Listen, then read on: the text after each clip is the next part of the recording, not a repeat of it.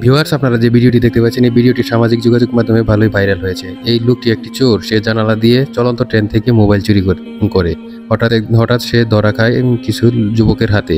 তখন সেই যুবকগুলো তাকে এক স্টেশন থেকে অপর এক স্টেশন পর্যন্ত এভাবে ঝুলিয়ে নিয়ে যায় মর্মান্তিকভাবে, যা তার মৃত্যুর পর্যন্ত হওয়ার সম্ভাবনা ছিল। আপনারা দেখতেই পাচ্ছেন কিভাবে নিয়েছে। এখন কথা হচ্ছে, সবাই বলা বলি করছে মোবাইলের দাম কি এতই বেশি মানুষের জীবন থেকে। দেখতেই পাচ্ছেন কিভাবে সে এখান থেকে বাঁচলো, তার মুখ থেকে শুনুন।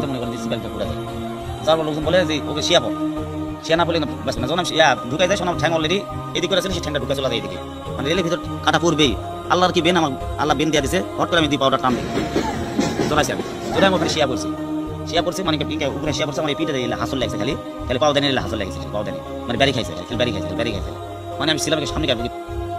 এখন আমার কথা হলো, সেই লোকটি আসলে একজন চোর, তার অপরাধ হয়েছে, তাকে শাস্তি দিতে হবে। সেভাবে ধরা পেয়েছে, অবশ্যই তার জীবনের ঝুঁকি আছে। ওই অবস্থায় তাকে যেহেতু জানালা দিয়ে ঢুকানো যাচ্ছে না, সেহেতু তাকে আমি মনে করি ছেড়ে দেওয়াই উত্তম ছিল, যেহেতু তার জীবনের একটা রিস্ক ছিল। যেহেতু সে একজন মানুষ, সে খিদার তাড়নায় বা টাকার অভাবে যাই হোক, সেভাবে এই রিস্ক নিতে বাধ্য হয়েছে, তাই তাকে এভাবে ছেড়ে দেওয়াই উত্তম ছিল। আমি তাই করতাম, অনেকেই তাই করতো। অনেকে যারা বলা বলি করছে মোবাইলের চেয়েও কি মানুষের জীবনটা এত কম দামি হয়ে গেছে, এজন্যই আসলে এটাই করা উত্তম ছিল। কিন্তু আসলে এভাবে আসলে ক্ষুধার তাড়নায় হোক, লোকটিকে খুবই শক্ত সামর্থ্য লাগছিল। সে তো অন্যভাবেও তার এই ক্ষুধা নিবারণ করতে পারতো, সে পরিশ্রম করতে পারতো, কিন্তু এ থেকেও যদি সে শিক্ষা না নেয় তাহলে কিছু করার নেই। তাহলে তার কি শাস্তি দেওয়া উচিত আপনারাই বলুন। এবং দেখতেই পাচ্ছেন এখন সবাই তাকে নিয়ে বাবা দিচ্ছে সে এখান থেকে বেঁচে ফেরার পরও। কিন্তু আসলে কি তার সাথে এমন করা উচিত, নাকি তাকে শাস্তি দেওয়া উচিত?